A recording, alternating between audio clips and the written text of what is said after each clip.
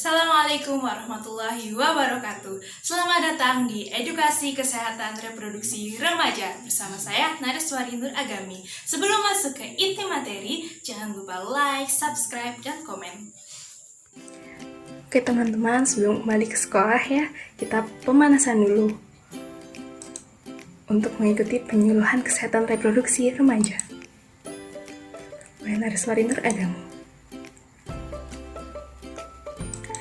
Ya, materi yang akan kita bahas dalam pertemuan kali ini yaitu yang pertama ada kesehatan reproduksi, yang kedua pubertas, yang tiga upaya reproduksi sehat, dan yang keempat kehamilan remaja, yang kelima penyakit menular seksual.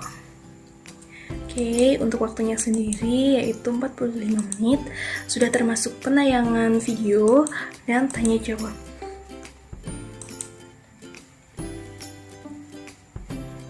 Oke, selamat datang ya teman-teman di Edukasi Kesehatan Reproduksi Remaja. Jangan sampai kehabisan baterai, aktifkan pengeras suara, dan konsentrasi. Oke, materi yang pertama yang akan kita bahas yaitu kesehatan reproduksi. Apa sih pengertian kesehatan reproduksi? Menurut WHO, kesehatan reproduksi adalah keadaan kesehatan kesejahteraan fisik, mental, dan sosial utuh, bukan hanya bebas penyakit atau kecacatan dalam segala aspek yang berhubungan dengan sistem reproduksi, fungsi, serta prosesnya. Batasan usia remaja menurut WHO yaitu umur 10-19 tahun. Menurut United Nations yaitu 15-20 tahun, dan menurut Badan Kependudukan dan Keluarga Berencana atau BKKBN, remaja sasaran program genre adalah penduduk usia 10-24 tahun yang belum menikah. Karakteristik khas remaja yaitu rasa ingin tahunya yang besar, suka tantangan dan selalu ingin mencoba hal baru, cenderung berkelompok, masih mencari jati diri, mudah terpengaruh dengan lingkungan sekitar, dan bertindak tanpa berpikir panjang. Yang sehingga permasalahan yang dialami remaja juga khas, terutama apabila remaja kurang memiliki pengetahuan yang cukup tentang kesehatan reproduksi. Jadi pengetahuan kesehatan reproduksi penting ya guys. Nah, tujuan kesehatan reproduksi sendiri yaitu secara umum tujuannya untuk meningkatkan kemandirian dalam mengatur fungsi dan proses reproduksinya, termasuk kehidupan seksualitasnya, sehingga hak reproduksi dapat terpenuhi. Secara khusus dijelaskan bagi laki-laki untuk meningkatkan peran dan tanggung jawab sosial terhadap akibat dari perilaku seksnya, dan bagi wanita bertujuan sebagai dukungan dalam membuat keputusan berkaitan dengan proses reproduksinya.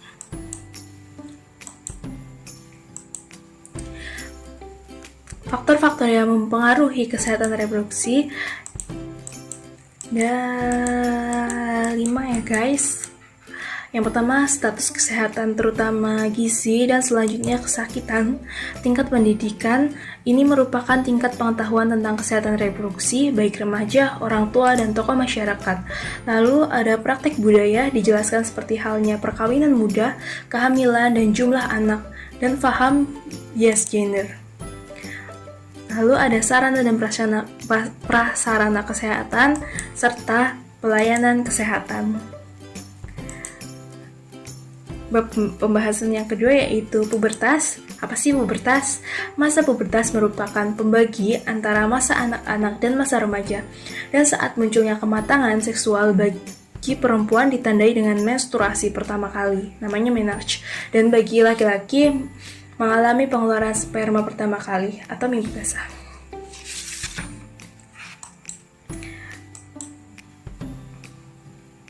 Yang pertama, usia ya. Menurut BKKBN, masa puber wanita antara 11-12 tahun. Lebih cepat dari laki-laki, 13-14 tahun, dan berakhir antara 17-18 tahun, sehingga tidak ada batasan mutlak mengenai umur yang berbeda-beda. Lalu dipengaruhi oleh yang pertama faktor gizi, lingkungan, keluarga, dan lain-lain. Lalu yang ketiga, tanda-tandanya ya. Untuk masa puber ditandai dengan kematangan organ-organ reproduksi primer yaitu produksi sperma bagi laki-laki dan sel telur ya bagi perempuan, maupun sekunder yaitu tumbuh kumis bagi laki-laki ya, tumbuh rambut kemaluan bagi laki-laki dan perempuan, dan pembesaran payudara serta lain-lain.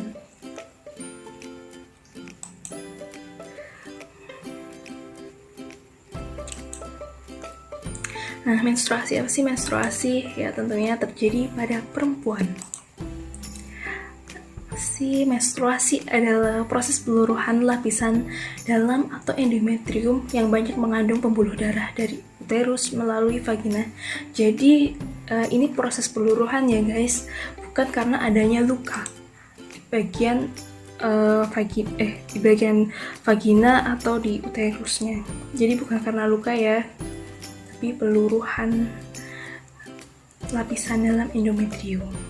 Jadi peluruhan di rahim. Nah, menstruasi dimulai saat pubertas ya, berhenti sesaat waktu hamil atau menyusui, dan berakhir saat menopause, berkisar usia 40-50 tahun. Nah, variasi umur menarche sekitar usia 9 tahun, selambatnya usia 16 tahun. Jadi, menarche kan tadi usia mens untuk pertama kali ya, jadi usianya 9 tahun, paling lambat 16 tahun. Jadi kalau kalian udah 16 tahun tapi belum mens, konsultasikan ke pelayanan kesehatan terdekat. Nah, ketika pubertas, ovarium mulai berfungsi dan terjadi proses yang disebut siklus menstruasi. Jarak antara hari pertama menstruasi bulan ini dengan hari pertama menstruasi bulan berikutnya. Jadi satu siklus. Nah, normalnya sekitar 24-31 hari. Ada juga yang kurang atau lebih. Perbedaan siklus dipengaruhi banyak faktor ya. Misalnya gizi, stres, dan usia. Pada masa remaja biasanya siklus menstruasi belum teratur karena hormon-hormon seksualnya belum stabil. Nah, mimpi basah. Apa sih mimpi basah itu? Jadi tentunya mimpi basah terjadi pada laki-laki. Penyebab timbulnya mimpi basah adalah awal berfungsinya organ reproduksi dan telah penuhnya sel sperma. Ini adalah pengalaman yang normal bagi semua remaja laki-laki. Sperma yang telah diproduksi akan dikeluarkan secara otomatis jika penuh, dan jika tidak terjadi pengeluaran sperma ini akan diserap kembali oleh tubuh. Mimpi basah umumnya terjadi secara periodik, berkisar setiap 2-3 minggu. Nah, untuk usia subur, merupakan usia di mana seorang individu secara seksual sudah matang pada umur yang bervariatif untuk pria dan wanita ya.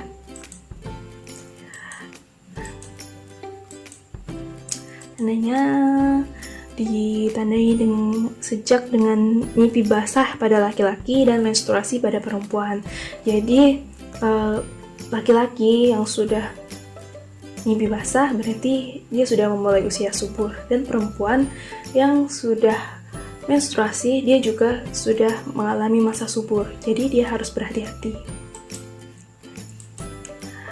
Nah, perempuan, berakhirnya masa usia subur pada perempuan disebut dengan menopause, yaitu saat tidak diproduksi lagi sel telur. Nah, untuk laki-laki, pada laki-laki dikenal dengan andropause, yaitu tidak diproduksinya lagi sperma. Pada andropause, produksi testosteron menurun, bukan berhenti ya guys, jadi cuma menurun saja. Lalu, usia berhenti masa subur. Untuk laki-laki, untuk menopause terjadi pada usia sekitar 40-50 tahun, sedangkan andropause lebih variatif, bisa di atas 60 bahkan 70-an, yang disebabkan oleh banyak faktor, diantaranya faktor genetis maupun gizi. Jadi untuk masa subur perempuan itu tandanya itu menstruasi ya guys, bukan tentang kehamilan gitu. Upaya reproduksi sehat ya. reproduksi sehat terbentuk hanya jika individu menjaga kesehatan reproduksinya. Menjaga kesehatan reproduksi dimulai sejak usia remaja dalam mempersiapkan reproduksinya kelak. Jadi kalian mempersiapkan reproduksi itu dari remaja, bukan saat sudah menikah baru dipersiapkan. Nah, upaya yang dapat dilakukan yaitu untuk pria maupun wanita yaitu tidak melakukan seks di luar nikah. Lalu membersihkan alat kelamin luar. Ini penting ya guys, pokoknya semuanya ini penting. Lalu memperhatikan kebersihan handuk. Penggunaan pakaian dalam yang baik dan meningkatkan kebutuhan gizi. Nah, semuanya ini akan dijelaskan dalam video berikut. Assalamualaikum warahmatullahi wabarakatuh. Di sini saya akan menjelaskan beberapa upaya yang dapat dilakukan remaja untuk mencapai reproduksi sehat. Salah satu yang dapat dilakukan remaja untuk mencapai reproduksi sehat adalah tidak melakukan seks bebas walaupun hanya satu kali. Karena apa? Kita lihat saja video berikut. Inilah penjelasan mengapa seorang wanita dapat hamil walaupun hanya sekali melakukan hubungan seksual. Hubungan seksual yang dilakukan pada saat seorang wanita mengalami masa subur dapat memungkinkan terjadinya pembuahan. Sel sperma yang masuk akan mencari sel telur yang diproduksi oleh ovarium. Sel telur tersebut sudah matang dan siap dibuahi dan berada di tuba falopi. Sel sperma akan terus mencari sel telur, berjalan melewati berbagai membran, lalu sampai ke uterus dan meneruskan perjalanannya menuju ke tuba falopi.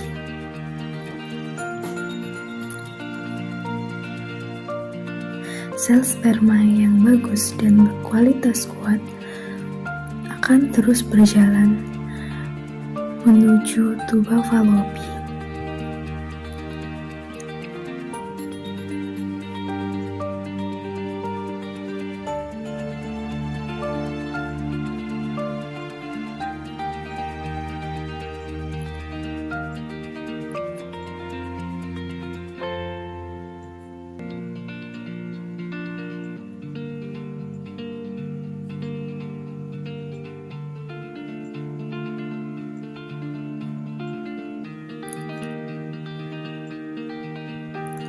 Setelah menemukan sel telur, sel sperma berlomba-lomba untuk memasuki sel telur.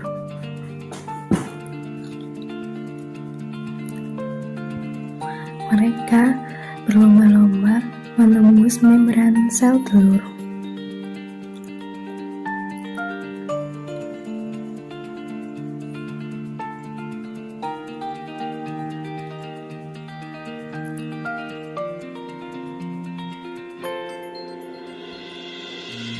Namun, hanya ada satu sel sperma yang dapat menembus membran sel telur.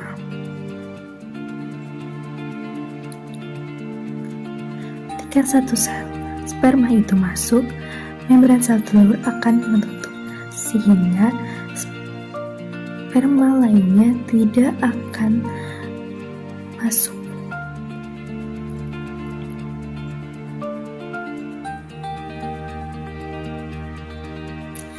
Sel sperma yang masuk akan meninggalkan ekornya dan menghantarkan inti sel sperma ke inti sel telur. Disinilah pembuahan terjadi.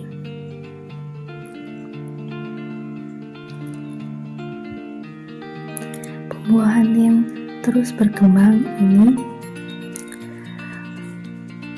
akan dibawa menuju ke uterus.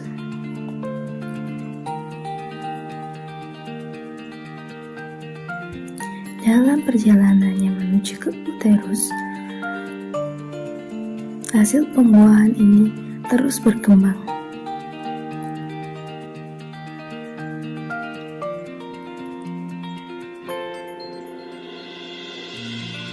Sesampainya di uterus, hasil pembuahan ini akan mengalami implantasi.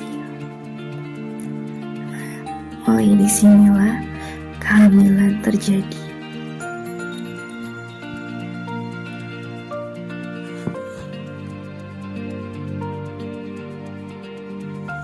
Dari video tersebut dapat disimpulkan kan guys, walaupun hanya melakukan hubungan seksual satu kali dapat menyebabkan kehamilan dan bisa terjadi kehamilan di luar nikah yang tidak diinginkan. Makanya jangan dilakukan ya.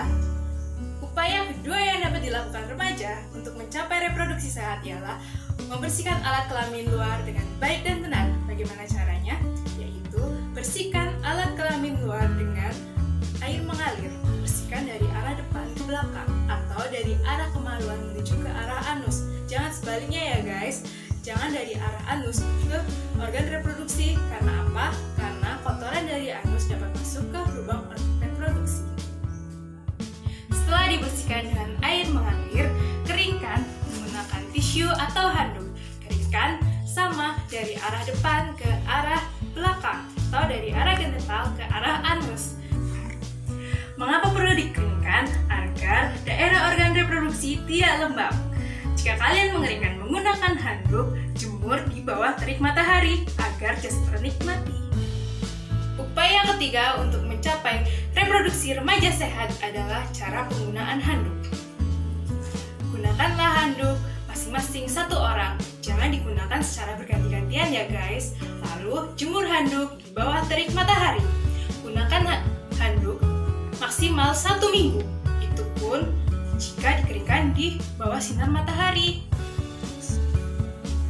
Upaya keempat untuk mencapai reproduksi remaja sehat adalah memilih pakaian dalam yang baik dan benar.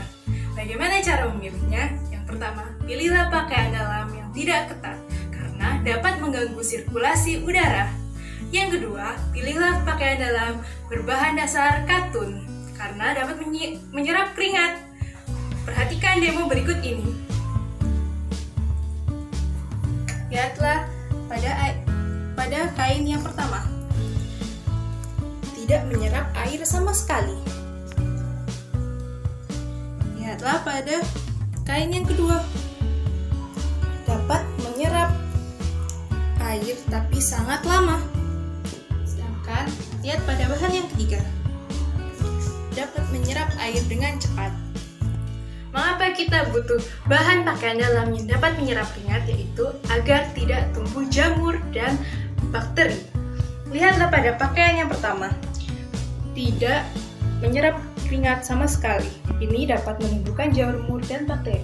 Lihatlah pakaian tadi yang kedua masih basah sehingga dapat menimbulkan jamur dan bakteri.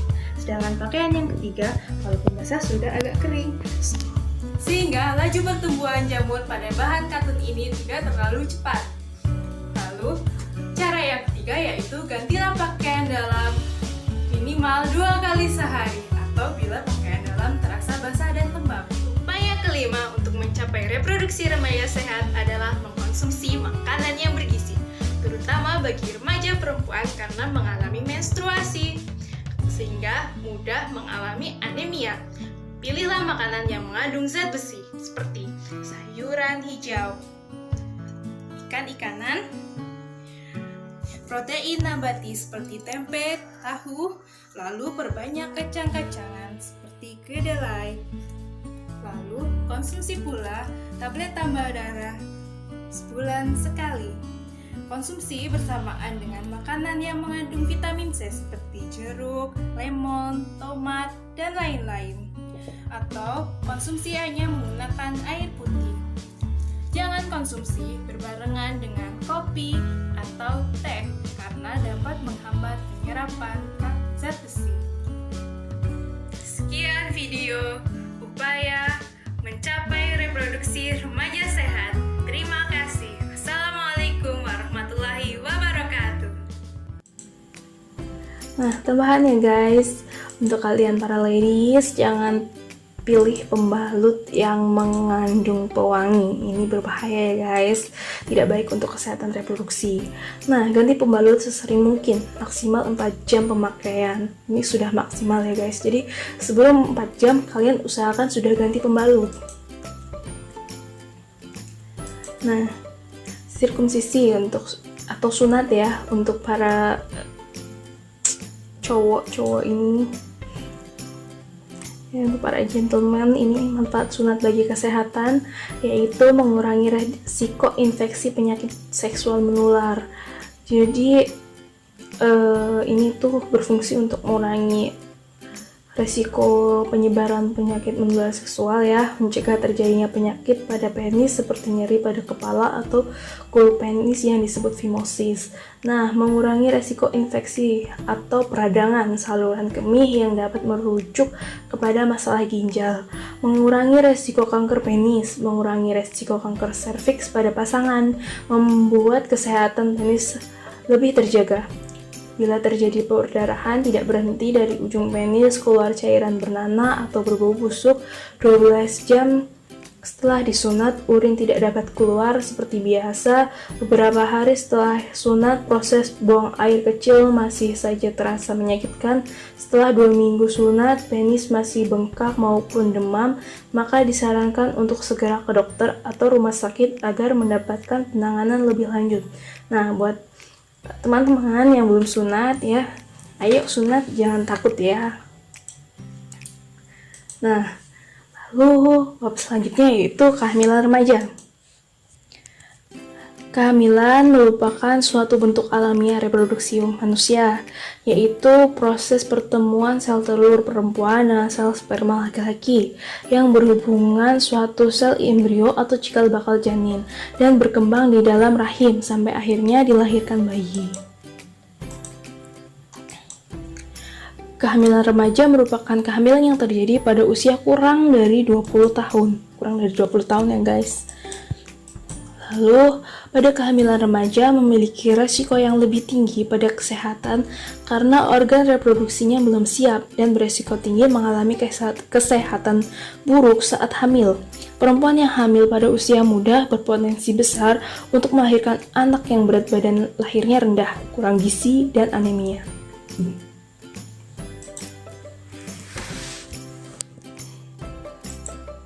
Nah, hambatan atau kerugian hamil pada usia remaja ya bagi perempuan. Jadi yang laki-laki juga harus memperhatikan ya. Kurang memperhatikan kehamilannya, termasuk kontrol kehamilan yang berdampak pada meningkatnya berbagai resiko kehamilan.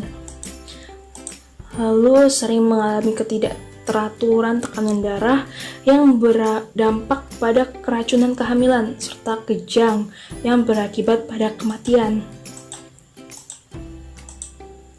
Nah, kehamilan usia muda di bawah 20 tahun berkaitan dengan risiko kanker rahim sebagai akibat belum sempurnanya perkembangan dinding rahim. Nah, dari risiko saat hamil sangat berpengaruh terhadap proses persalinan ya guys. Bila mengalami ini semua ya, pada saat persalinan bisa terjadi kejang, perdarahan, bayi meninggal sebelum dilahirkan, dan berbagai resiko lain yang dapat menyebabkan kematian ibu.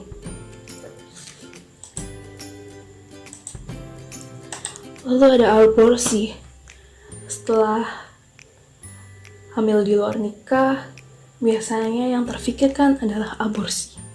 Aborsi dalam konteks ini adalah upaya menggugurkan kandungan secara sengaja. Aborsi sangat erat kaitannya dengan kehamilan remaja pada kasus MBI atau married by accident dan kehamilan tidak diinginkan. Upaya sendiri untuk melakukan aborsi dengan mengkonsumsi obat-obatan tertentu, jamu, dan lain-lain. Oke, jangan sampai ya guys. Aborsi sangat tidak dianjurkan baik bagi remaja maupun pada kehamilan yang tidak diinginkan. Dalam segi fisik, dapat menyebabkan kematian bagi ibu hamil, perdarahan yang terus-menerus, serta infeksi yang terjadi setelah tindakan aborsi merupakan sebab utama kematian wanita yang melakukan aborsi. Nah, aborsi yang diambil melalui jalan yang tidak aman atau tidak diperbolehkan secara medis akan menimbulkan resiko seperti perdarahan sampai menimbulkan shock dan gangguan neurologis atau saraf di kemudian hari. Perdarahan juga dapat mengakibatkan kematian. Infeksi alat reproduksi karena kuretase yang dilakukan secara tidak steril. Hal tersebut dapat membuat wanita mengalami kemandulan. Resiko terjadi ruptur arteri atau robeknya rahim besar dan penipisan dinding rahim akibat kuretase. Ini resikonya jadi semakin besar ya guys. Hal tersebut dapat menyebabkan kemandulan karena rahim yang robek harus diangkat seluruhnya. Nah, terjadi fistula genitalis traumatis. Fistula genital adalah timbulnya suatu saluran hubungan yang secara normal tidak ada antara saluran genital dan saluran kencing atau saluran pencernaan. Jadi timbul saluran yang sebenarnya itu tidak ada ya guys, tapi karena melakukan aborsi ini jadi ada gitu. Nah ini ya guys, ini resiko aborsi ya. Ini perdarahan, lalu ada penyakit-penyakit ya yang kanker rahim atau apa gitu. Nah ini robeknya dinding rahim ya. Dan ini loh fistula genital, jadi ada saluran gitu. Yang tadinya tidak ada jadi ada. Nah, selanjutnya itu penyakit menular seksual.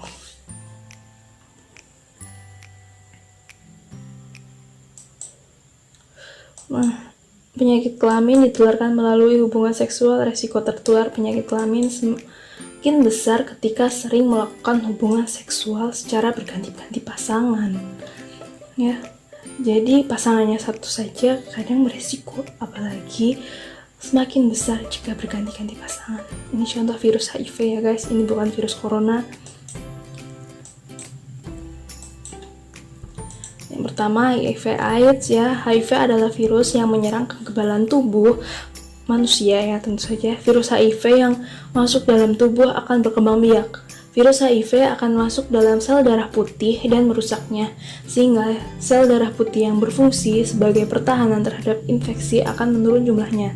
Akibat sistem kekebalan tubuh menjadi lemah dan penderita mudah terkena berbagai macam penyakit. Kondisi ini disebut AIDS. Nah, AIDS adalah kumpulan gejala penyakit yang timbul karena rendahnya daya tahan tubuh. Pada awalnya, penderita HIV positif sering menampakkan gejala sampai bertahun-tahun, 5-10 tahun. Jadi, karena kondisi tubuh yang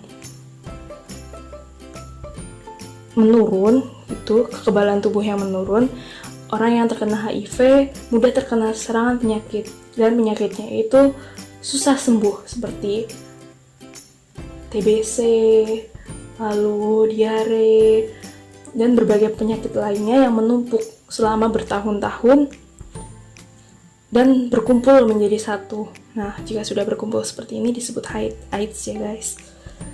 Nah, ini ya contoh penderita HIV.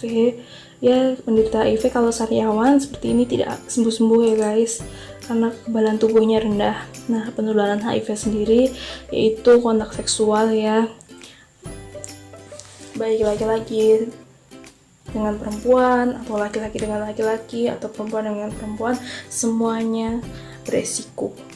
Nah, lalu saat ini berbagi jarum suntik yang biasanya pada pengguna narkoba. Jadi jarum suntiknya digunakan secara bergantian.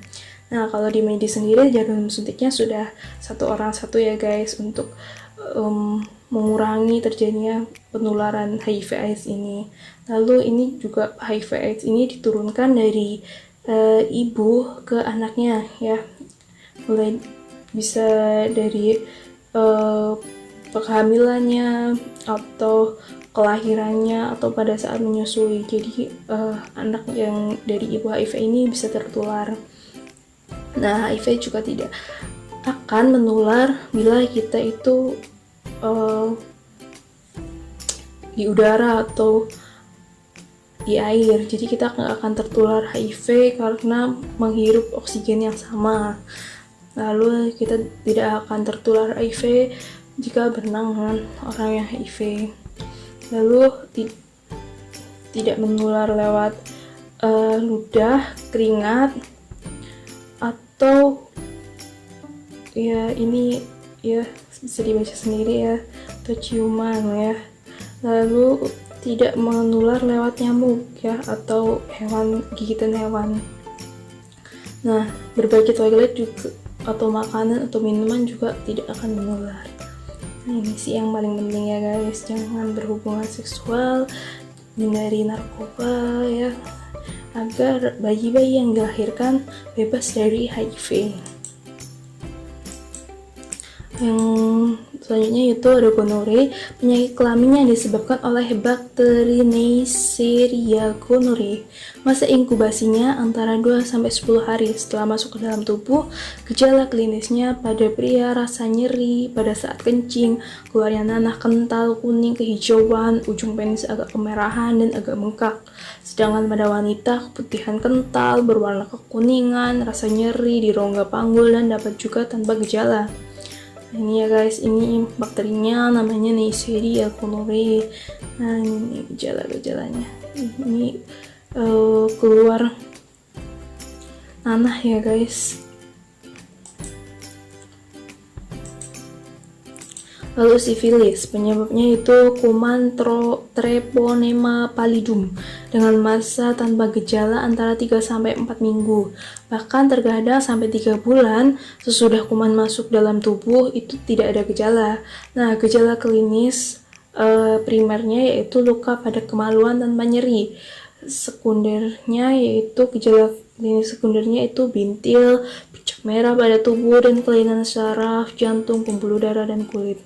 Ini ya guys, ini sifilis ya guys, ngeri ya guys. Nah, herpes genitalis, penyebabnya berupa virus herpes simplex dengan masa inkubasi antara 4-7 hari. Setelah virus berada dalam tubuh, pada perempuan seringkali menjadi kanker mulut rahim. Setelah beberapa tahun kemudian, infeksi ini belum ada obat yang benar-benar mujarab ya guys. Jadi sudah ada obatnya tapi belum, yang ditemukan tuh yang belum mujarab gitu, yang belum menyembuhkan secara langsung gitu. Nah, gejala klinisnya berupa bintil-bintil berair dan nyeri pada kemaluan, luka akibat pecahnya bintil-bintil, dan dapat muncul lagi seperti gejala awal karena stres, haid, makan atau minuman beralkohol, hubungan seks berlebihan. Ini ya guys, ini herpes ya guys. Karena agak mirip cecar air gitu. Nah, ada Trichomonas vaginalis, penyebabnya itu semacam protozoa yang disebut Trichomonas vaginalis yang ditularkan melalui hubungan seksual. Gejala klinis berupa keputihan encer berwarna kekuningan, berbau busuk dan berbusa, dan vulva agak membengkak, kemerahan, gatal, dan mengganggu. Nah, ini ya guys, contohnya ini bintik-bintik ya guys. Ini adalah jadi ada ini namanya Porsio. Nah, pada penyakit lainnya yaitu Chancroid. Nah, ini namanya bakterinya Haemophilus ducreyi yang menular karena hubungan seksual. Gejala klinisnya luka-luka dan nyeri tanpa radang jelas, dan benjolan mudah pecah di lipatan paha disertai sakit. Lalu ada chlamydia. Ya, penyebabnya adalah chlamydia trachomatis. Gejala klinisnya keputihan encer berwarna putih, kekuningan, nyeri rongga panggul, dan perdarahan setelah berhubungan seksual.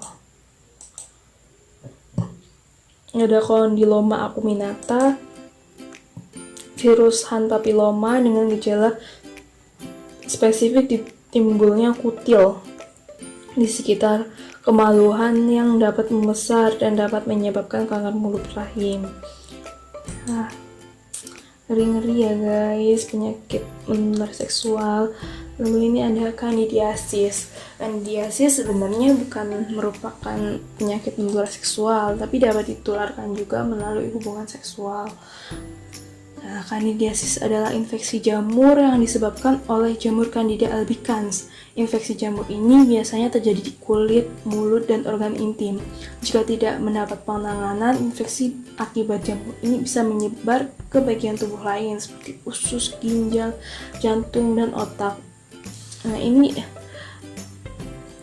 lihat ya guys, ini seperti ini ya, namanya kandidiasis ya. Ini di mulut ya, di selangkangan, di sekitar kemaluan.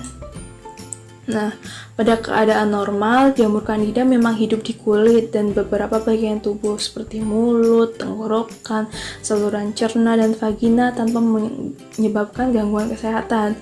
Memang jamur ini sudah ada di tubuh kita gitu. Nah, namun jika jamur Candida berkembang biak tanpa terkontrol atau masuk aliran darah, ginjal, jantung, dan otak, hal ini dapat berbahaya bagi tubuh. Makanya ini penting ya guys. Pertumbuhan dan perkembangan jamur Candida yang tidak terkendali paling sering disebabkan oleh sistem kekebalan tubuh yang lemah. Nah, sistem kekebalan tubuh lagi kan guys. Beberapa kondisi yang bisa melemahkan daya tahan tubuh adalah penderita diabetes, HIV, AIDS, kanker, atau menjalani kemoterapi, lalu menggunakan obat kortikosteroid dalam jangka waktu yang lama, menggunakan antibiotik dalam jangka waktu yang lama, lalu menderita obesitas atau malnutrisi. Nah, selain itu, beberapa faktor berikut juga bisa meningkatkan resiko terjadinya Candida pada kulit dan area kelamin. Ya, ini faktor yang sepele-sepele ya guys. Nah, ini cuaca yang hangat dan lembab, lalu kebiasaan jarang mengganti pakaian dalam, kebiasaan menggunakan pakaian tidak menyerap keringat, kebersihan pribadi yang buruk. Jadi ini tuh hal sepele tapi dapat meningkatkan pertumbuhan jamur Candida yang ada di tubuh kita. Ini sepele ya guys, tapi ini tuh bahaya dan mengganggu ya guys. Jadi jaga kebersihan diri kita dengan baik.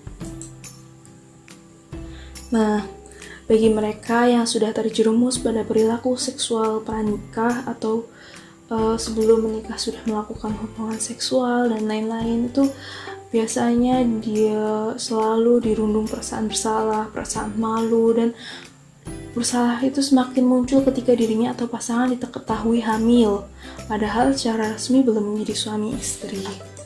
Jadi, mending kalian gak usah coba-coba deh guys. Perasaan malu, bersalah, berdosa, dan tidak berharga itu juga sangat menyelimuti ya guys. Dan itu tuh sangat, it's not okay lah gitu loh. Dihindari banget lah ya. Nah, tingkat religiusitas seseorang berpengaruh terhadap aktivitas seksual pranikah. Nah, melalui agama, seseorang belajar mengenai perilaku bermoral yang menuntun mereka menjadi anggota masyarakat yang baik dan cenderung akan berperilaku sesuai dengan norma. Jadi, kalau agama kalian semakin bagus, kalian semakin taat, pasti kalian akan semakin menghindari dosa-dosa. Ya, termasuk melakukan hubungan seksual sebelum menikah.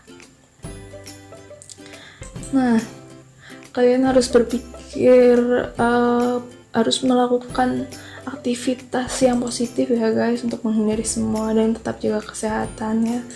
Kalian bisa berolahraga atau melakukan hobi-hobi kalian, thread atau bikin video atau membaca buku, pokoknya kegiatan yang positif gitu. Nah, untuk mendapatkan prestasi. Oke, terima kasih ya atas perhatian kalian.